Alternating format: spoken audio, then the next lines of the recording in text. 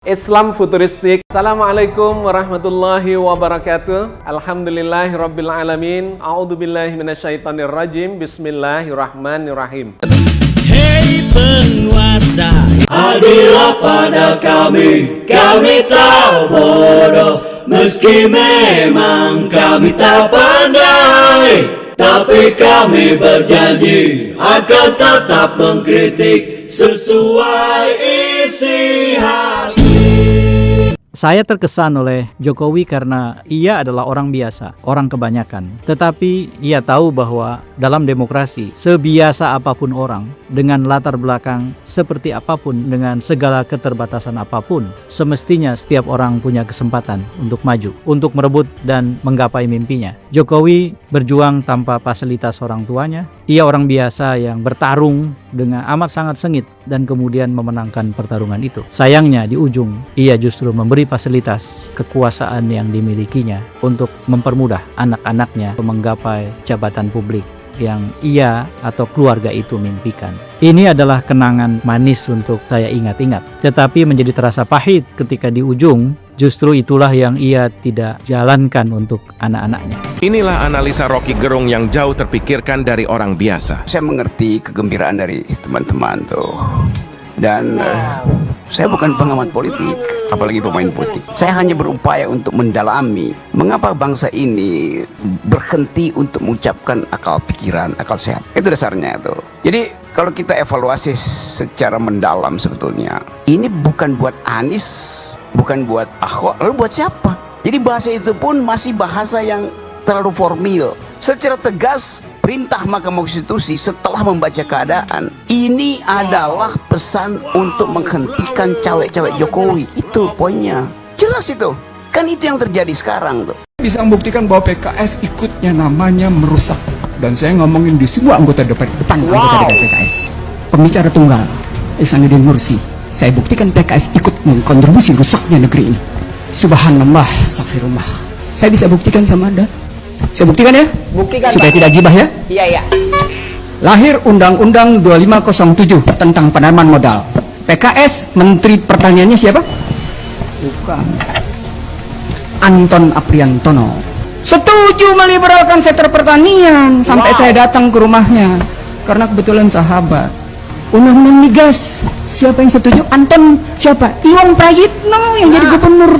Jokowi dilengsarkan dari jabatan Presiden Republik Indonesia, sedangkan Prabowo dibatalkan, tidak jadi dilantik menjadi Presiden Republik Indonesia. Indonesia kacau balau. Prediksi dari beberapa orang yang sudah sejak lama sekali kami mendengarnya. Jadi ceritanya ada beberapa orang yang datang ke rumah kami kemudian memberikan kabar bahwa di akhir tahun 2024 maka Indonesia akan terjadi huru-hara, banyak keributan, banyak kekacauan di mana-mana, akan terjadi ketimpangan-ketimpangan, terjadi demo mahasiswa, demo buruh besar-besaran, terjadi demonstrasi di mana-mana, sehingga Presiden Republik Indonesia Joko Widodo diprediksi tidak akan mampu mengakhiri jabatannya dengan normal, tetapi akan dilengsarkan. Kemudian prediksi yang kedua bahwa Prabowo Subianto sebagai pemenang calon Presiden Republik Indonesia tetapi batal dilantik, tetapi Indonesia akan berubah sistem dari NKRI, Negara Kesatuan Republik Indonesia, akan berubah menjadi NKKI, Negara Kesatuan Kerajaan Indonesia. Ini menurut prediksi. Oleh sebab itulah, wahai saudaraku kaum muslimin wal muslimat dimanapun berada, khususnya saudara-saudara kami sebangsa dan setanah air Indonesia, jika prediksi ini benar-benar terjadi, maka kita sebagai rakyat Indonesia hendaklah memperbanyak berzikir dan berdoa mohon keselamatan kepada Allah. Saudaraku kaum muslimin wal muslimat rahimakumullah, khususnya saudara-saudara kami sebangsa dan setanah air Indonesia, ketahuilah bahwa pada awalnya kami sendiri Al-Fakir Taum Alim tidak begitu menggubris, tidak begitu mengindahkan adanya prediksi-prediksi yang kami dengar. Tetapi melihat kenyataan saat ini, demonstrasi mahasiswa besar-besaran di mana-mana. Kemudian terjadi gonjang-ganjing antar partai politik, contohnya misalnya Golkar, PDI, kemudian PKB dengan NU, kemudian belum lagi geger tentang nasab Ba'alawi. Banyak terjadi keributan, kekacauan, huru-hara. Oleh sebab itulah kami saat ini mulai merenung, berpikir, jangan-jangan prediksi itu akan terjadi. Jika prediksi itu terjadi, apa langkah yang harus kita lakukan? Nah, langkah yang harus kita lakukan adalah berzikir dan berdoa, pasrah kepada Allah Jalla Jalaluhu, memperbanyak zikir dan doa kepada Allah. Karena kita manusia yang sangat lemah. Kita nggak memilih daya kekuatan apapun kecuali daya kekuatan itu dengannya Allah Jalla Jalaluhu. Oleh sebab itu sekali lagi saudaraku kaum muslimin wal muslimat dan saudara-saudaraku sebangsa dan setanah air Indonesia, sekali lagi kami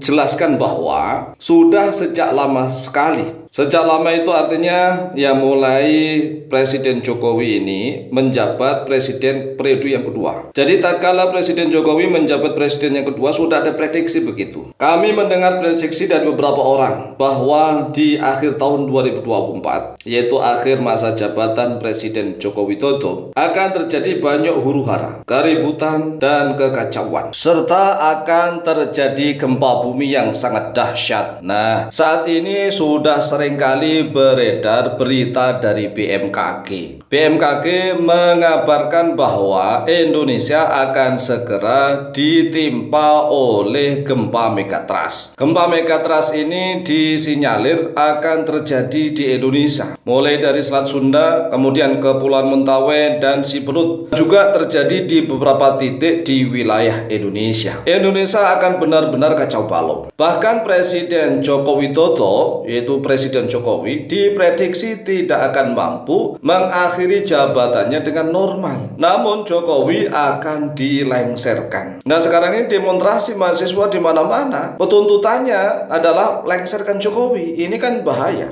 Bahaya sekali. Kita menginginkan ya presiden jangan sampai dilengserkan. Presiden mengakhiri masa jabatannya dengan normal, begitu keinginan kita. Kemudian presiden berikutnya bisa dilantik dengan sebaik-baiknya. Sedangkan prediksi yang sering kami dengar bahwa Prabowo sebagai calon presiden terpilih akan batal dilantik, akan gagal dilantik menjadi presiden Republik Indonesia. Ingat, Republik Indonesia, Presiden RI. Namun sistem ketatanegaraan Republik Indonesia akan berubah dari NKRI, dari Negara Kesatuan Republik Indonesia, menjadi NKKI.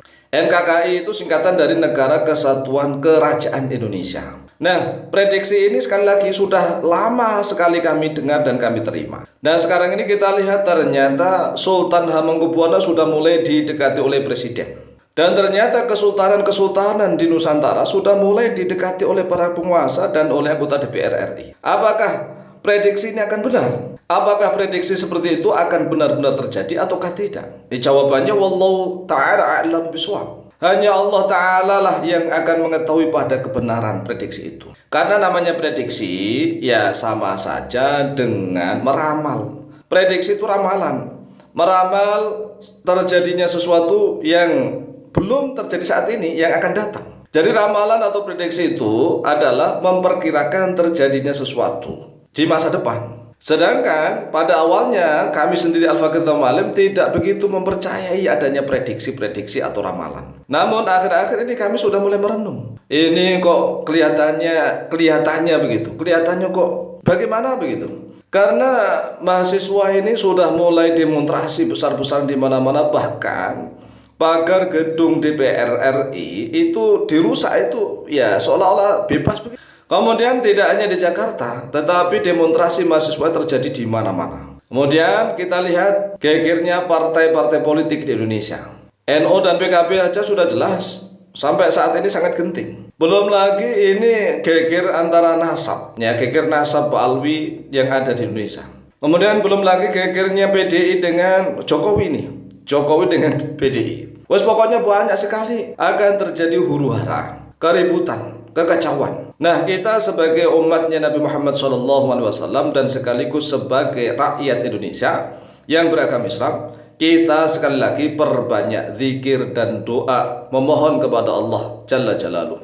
Oleh sebab itu sekali lagi wahai saudaraku kaum muslimin wal muslimat dimanapun berada, saudara-saudaraku sebangsa setanah air, khususnya saudara-saudaraku para pecinta dan subscriber channel YouTube Al Mu'allim Center dimanapun berada, mari kita serahkan kembali kepada Allah Jalla Jalaluh. Apapun yang akan terjadi di Indonesia, kita mohon kepada Allah agar negara dan bangsa kita ini menjadi negara yang maju, menjadi bangsa yang religius. Menjadi negara yang maju, menjadi bangsa yang religius.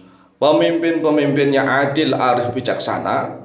Rakyatnya menjadi sentosa, adil, makmur, sentosa. Rakyatnya kaya-kaya, tidak ada yang punya hutang.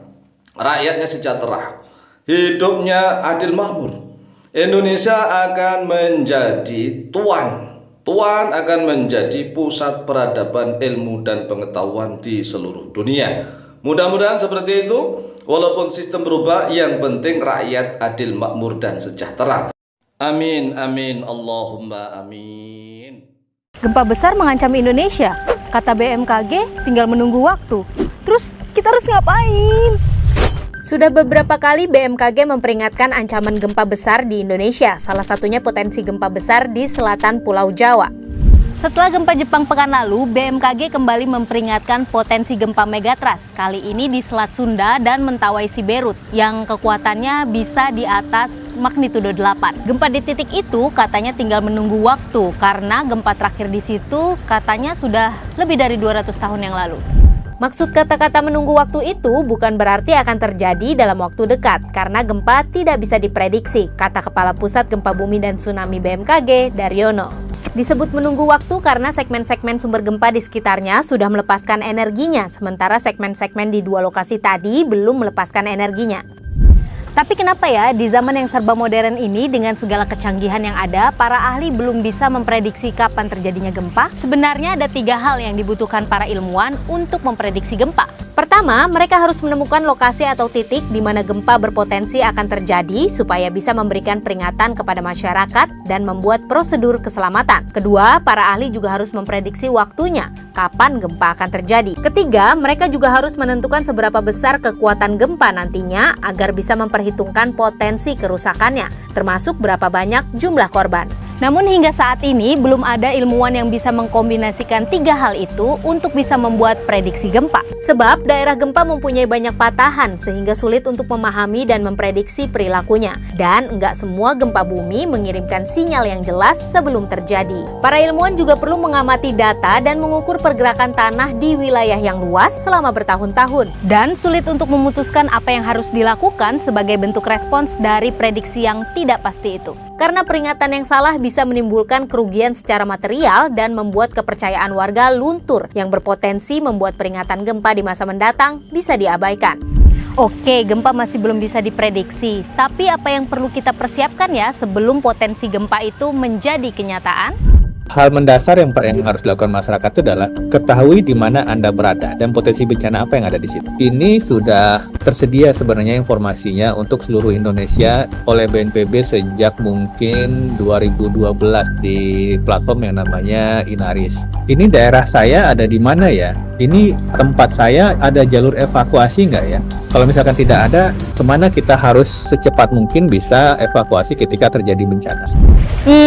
Kalau soal rumah gimana ya? Kan mungkin jarang orang yang punya kesadaran untuk membangun rumah tahan gempa. Ini rumah saya, kalau misalkan saya tinggal di daerah rawan gempa, rumah saya tahan gempa nggak? BNPB menawarkan solusi seperti ini. Kalau kita mau meretrofitting, mau memperkuat bangunan rumah kita sendiri untuk keluarga kita sendiri agar tahan gempa. Jadi syaratnya ada 2. Pertama, biayanya murah. Yang kedua, bisa dilakukan sama pemilik rumah gitu. Ada nggak teknologi yang kayak gini? Ada banget. Mulai dari Jepang, Iran, sampai di Indonesia ada peneliti kita yang sudah mengetes metode ini di Jepang menggunakan shaking table, itu bisa sampai pada darat magnitudo 7,6 itu juga mampu bertahan. Itu cuma pakai kawat kandang ayam, Mbak. Begitu batanya selesai disusut, kawat kandang ayamnya dilapisin, jadi kayak ngelapisin bata dengan kawat gitu, sehingga batanya itu ketika ada shaking dia nggak jatuh gitu. Semoga Allah senantiasa menuntun kita di jalan yang diridhoinya. Amin, amin, amin ya rabbal alamin. Ya rabbal alamin. Aqulu qouli hadza astaghfirullah li wa lakum. Wassalamualaikum warahmatullahi wabarakatuh. Terima kasih.